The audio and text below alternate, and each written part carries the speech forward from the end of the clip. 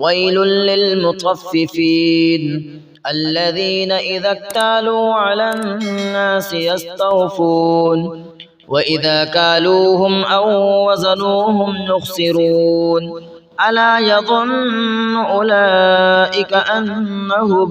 مبعوثون ليوم عظيم يوم يقوم الناس لرب العالمين كلا إن كتاب الفجار لفي سجين وما أدراك ما سجين كتاب مرقوم ويل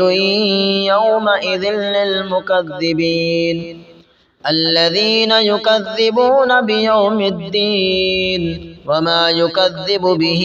إلا كل معتد أثيم إذا تتلى عليه آياتنا قال أساطير الأولين كلا بل ران على قلوبهم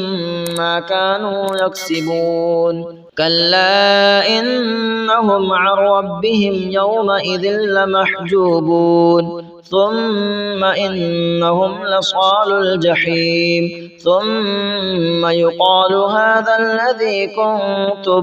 به تكذبون كلا إن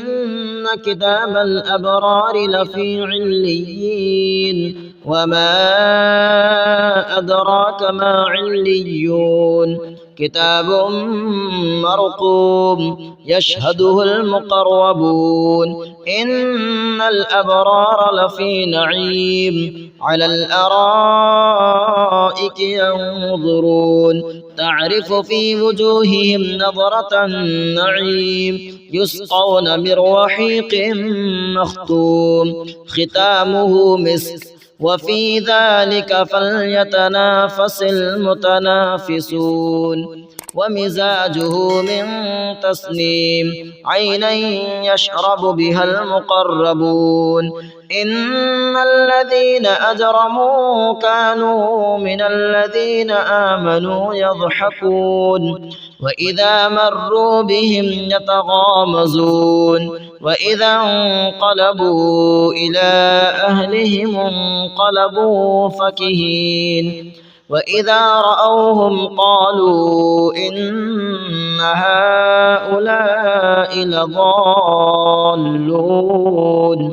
وما أرسلوا عليهم حافظين فاليوم الذين آمنوا من الكفار يضحكون على الأرائك ينظرون هل ثُبِّبَ الكفار ما كانوا يفعلون.